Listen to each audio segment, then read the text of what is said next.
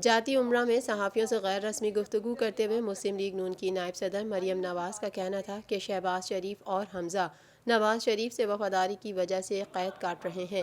جس طرح ملک کے حالات ہو چکے ہیں اس میں حکومت کا جانا بنتا ہے۔ میرا تجزیہ ہے حالات بہت خراب ہیں، حکومت مزید نہیں چل سکتی۔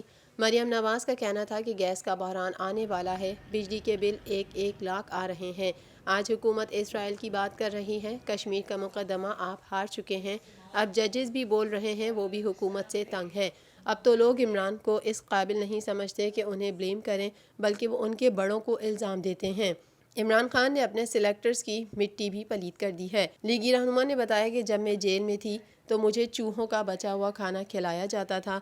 مجھے تھرائیڈ کا مسئلہ تھا جہاں مجھے ادویات بھی صحیح نہیں دی جاتی تھیں۔ میں جیل میں فنگس زدہ ادویات کھانے پر مجبور تھی۔ نواز شریف کو میں نے ہی وطن واپس آنے سے منع کیا ہے۔ پاکستان بھر میں نمائندگان کا وسیع نیٹ ورک، ہر خبر جاننے کے لیے دیکھتے رہیے TNN TV۔